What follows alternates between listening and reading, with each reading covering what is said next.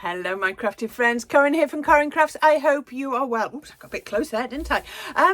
Today, something a little bit different. I often talk about where we get our inspiration from. And today my inspiration came from a very ancient fabric dyeing and colouring technique called Batik. And it is a technique where they used wax to act as resist on the fabric so that the dye didn't penetrate those areas. And this is the card I made today. There you go, you can see. Let me see if I can adjust the light so that you can see that a bit better. There you are.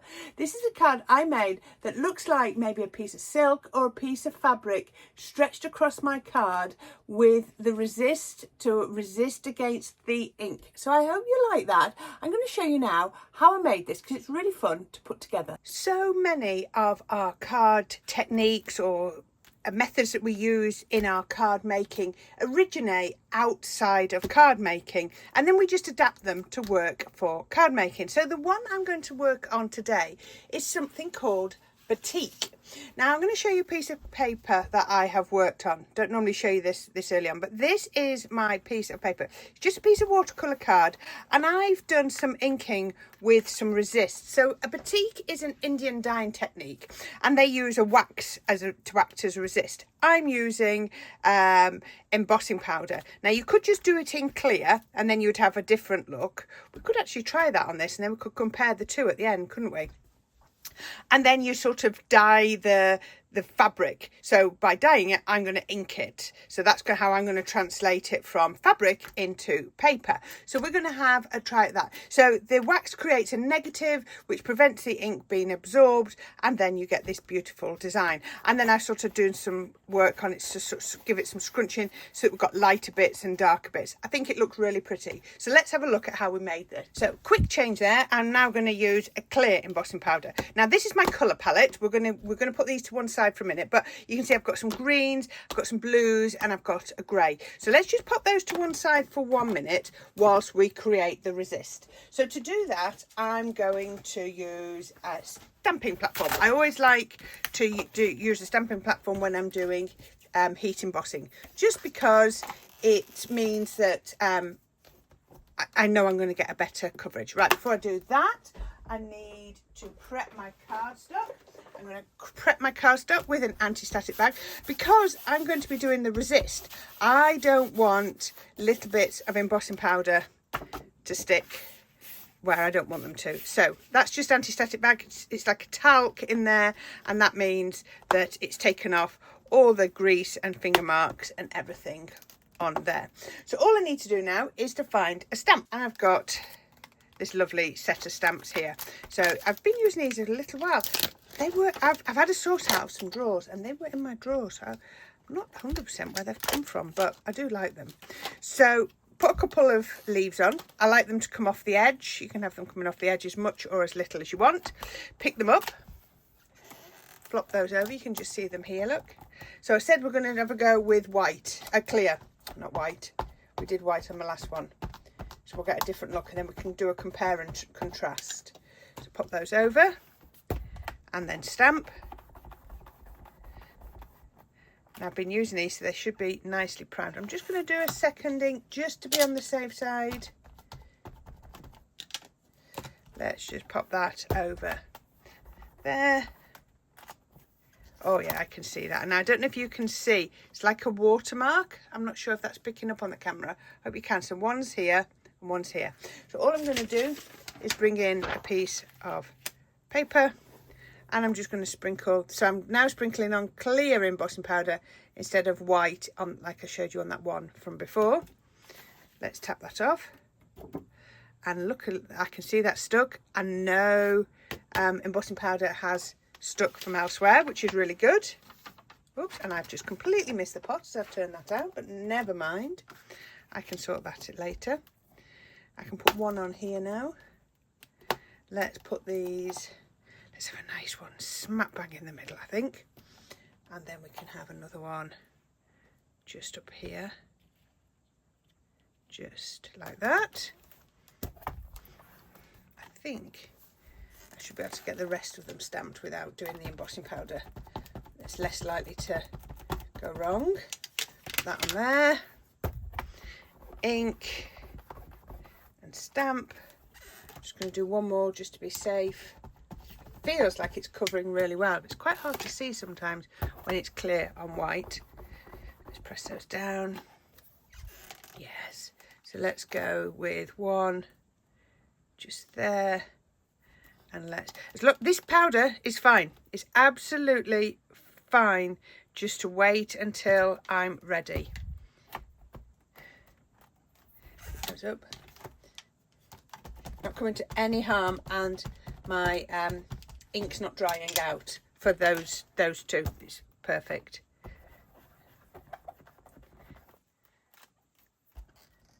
think those will be fine. So let's take that off without nudging anything. Move that out of the way. Paper, see if I can actually get it to stay on the paper this time. And then I know I've got one up here, got one there, and I've got one there. There we are. Let's put, don't worry, I find I'd rather put too much powder on and then tap it off. There we go. Oh, that isn't as good as I'd hoped, but it'll be fine. This is why I always normally do the two. Right, that should be fine. Let's see if I can actually get this in the pot this time. Okay, so now we just have to heat emboss that. Now, you're not going to be able to see that, so I'm just going to whiz through that and come back when it's heat embossed. And there we are. Look at that. I don't know, there was no point in showing you that being heat embossed because you wouldn't be able to see it because it was clear. But can you see now? We've got these raised images in white on there. Just turn it so you can just see it catching. So the next thing I want to do is I want to do a little bit of stenciling. So I have got myself some leaf stencils, and what I've done is I've masked some of my leaf stencils off just there. So I'm going to stencil some of those onto my cardstock. So let's see which one of my greens am I going to use for this. Let's use my pine tree. I love pine tree. It's one of my favourites. So let's take that, and then all we need to do is just pop these through here. Very, very quick. And then we can put one on there. There really is no I want to say finesse. It's just about getting it onto your card, just however it works for you. So, you know, just pop them on and see what you create. Yeah, let's leave it at that for a minute. We can always come back. She says let's leave it at that, and does another one. Yeah, right, I'm going to leave it at that just for a minute. So all I've done, put masking tape on here because I didn't want to do lots of them, so I just wanted to basically outline a couple of them. So that's all I did there. So next we need to have a go at some stamping. So for that I like to bring in a foam mat. So I'm going to do my stamping with a rocker block because I think we're going to be able to do that fine. And then I'm going to find that stamp set again that we had, which is just here. And this time I'm going to use this leaf here. I like this one. Isn't that lovely? So let's just pop this on and let's have a go with green topaz this time. Now I could be introducing some of the blues if I wanted to, it's entirely up to you, but we're just going to stick with the greens for the leaves. I'm a little bit traditional when it comes to things like that, I must admit. So what we can do is we can go over, I think that's going to go over some of the stamped images. Yep, that looks good. Let's come up a bit more. You might want to put some cardstock or something underneath it so it doesn't go all over your foam mat. I'm not very good at doing that sometimes. There's another one. Let's do another one just there.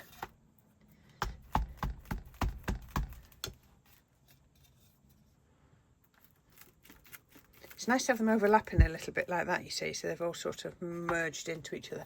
And then I'm going to have a go with a bit more of a solid one. So I'm going to sort of do this. This is going to be a bit more in the background, I think.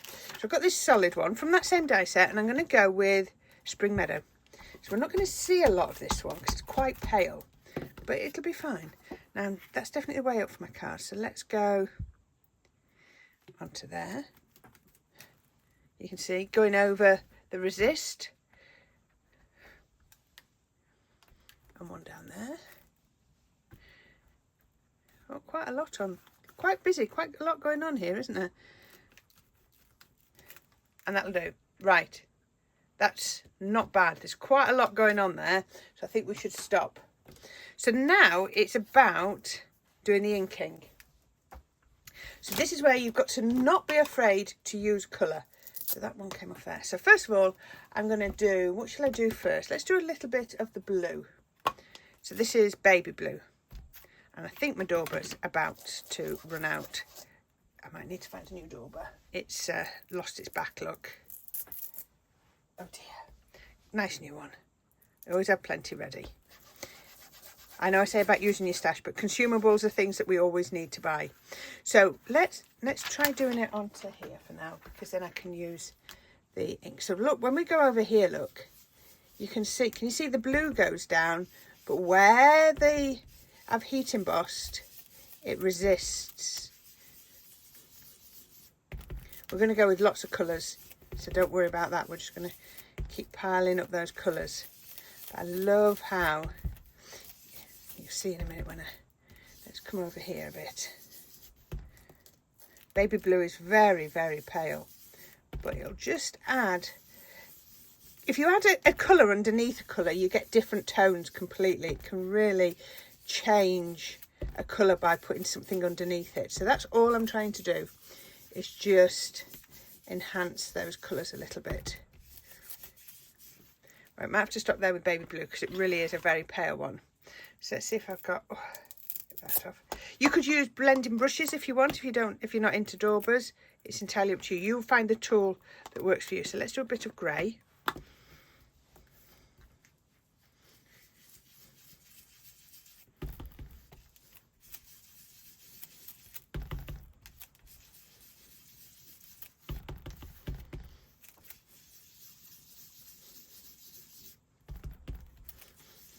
There we are. Look at that. So those are clear embossing ink and clear embossing ink and clear embossing powder, but don't they stand out just by creating that resist. I'm going to go in with some greens now. Let's go in with, I think a lot of this now is going to be pine tree. So let's go in with my pine tree. And just because I've put the colours underneath, it's going to look completely different. I'm not going to go too solid. There we go. Just add on the pine tree like that. Now, so why have you used watercolour cardstock? Because you've not done anything that's needed watercolour cardstock. So what I'm going to do is I'm going to turn it over to the back. I'm going to get my water spray, a little bit of water on the back. And that will mean that I can then give it a little bit of a scrunch. Now I did find out you need to be careful, even though it's watercolour card, it will still rip and tear. So just be careful. I'm not going to add water on the front because I've used water reactive ink pads. Let's just come through here. Look at that. So I've now added creases. I'm just going to spray a little bit more water. Just need to be careful because I don't want to tear it.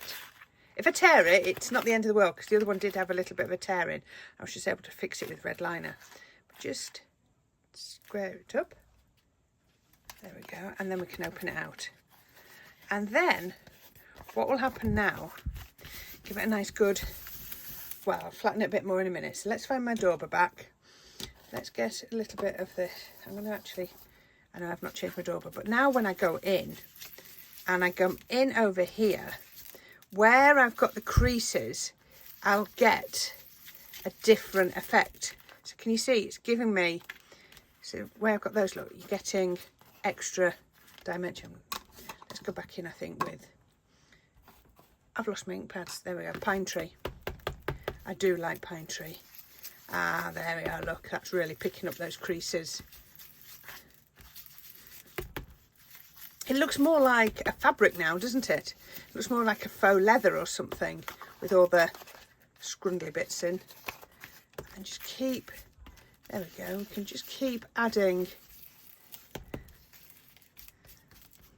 And if you wanted to, I've got this this nice blue here. Let's just use that dauber.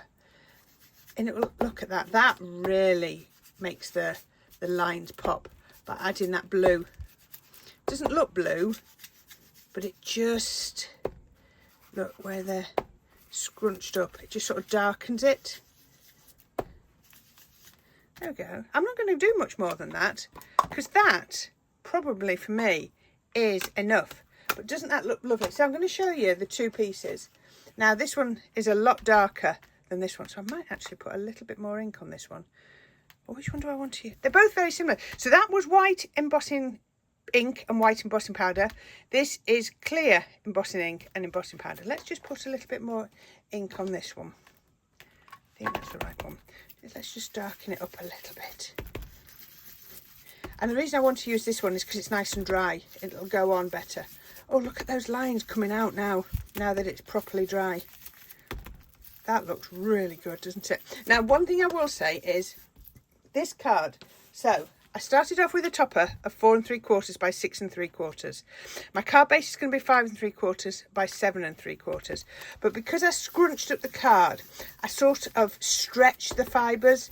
So I did have to take it back to my paper trimmer and just give it a little bit of a trim up when I'd finished. I also then, if you do trim, it's nice to go around the edges and just darken the edges so that you've not got the white line showing, just because it just needs recutting back into shape. So the other thing you could do is have your card stop, I don't know, I wanted 4 3/4 by 6 3/4. I could have done 5 by 7 and then just trimmed it down when I'd finished. Yeah, because it distorts slightly. That's better. Look at that. It looks like a really old piece of fabric now. Isn't that absolutely lovely? I really like that. Let's get some of these ink pads out of the way. Okay, so as you probably saw on the back, I put some red liner. Now I put red liner because I have really challenged this card and scrunched it up. I've added water, I've done everything. So it really is trying to fight me. It's not happy with being sitting flat. So I think a red liner is going to be a better way to adhere it down. It's going to hold it tight, it's going to hold it flat. I'm still going to put some glue on just to catch it in the middle, and you can even put a little bit of glue over your red liner just to help you to position. But what's going to happen is when it touches the cardstock, which is here, and I put that on, once the red liner touches, it'll grip. But that glue will just give you that minute or two. Look at that. No, it definitely goes that way up. Isn't that absolutely beautiful? I love that. And I do think the white around the outside works. So I thought I need a sentiment. So all I've done is I've taken some sentiments. These were, whoops,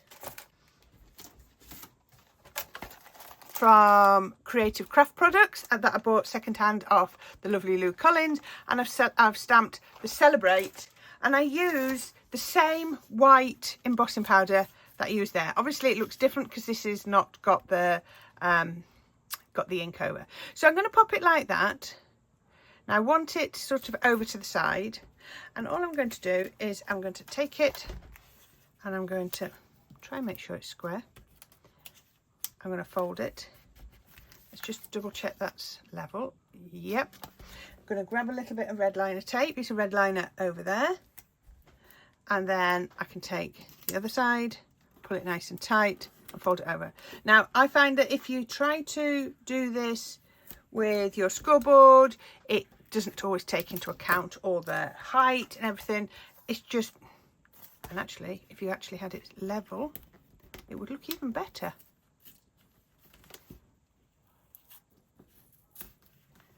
Let's try that again. That was not straight. I must have that straight. Let's turn that over and stick that down there. That's much better. It was definitely on the wonk. Okay, so that's going to go onto my card. So I've got my card base, and I just had the glue drying under a stamping block. So I've got some green, that's Centura Pearl. It's the satin card, and I'm going to pop that on there. But I don't think I want to go flat. Let's do some height again. So we can go round that red liner tape. That red liner tape is not going to get in our way at all. Actually, what I'll do in a minute, you can see on there. I'm not going to take the back off the red liner because I don't want that to pull down on the card and catch it.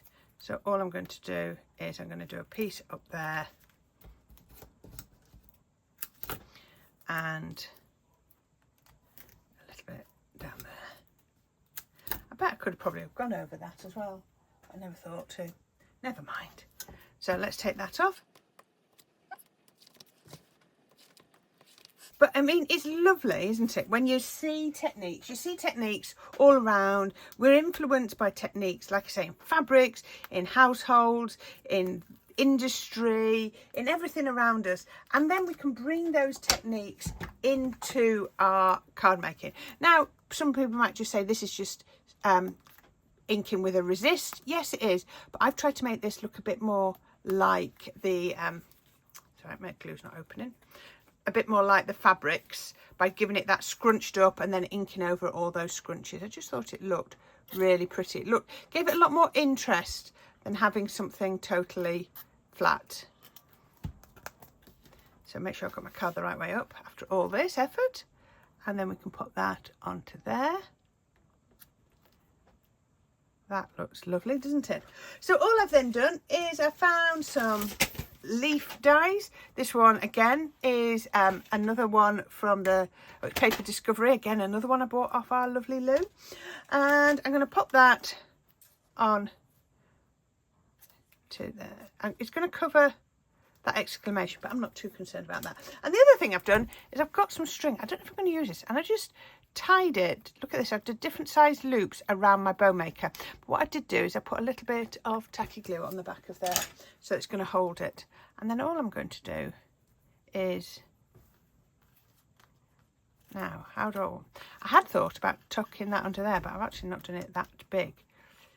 No, so I'm going to,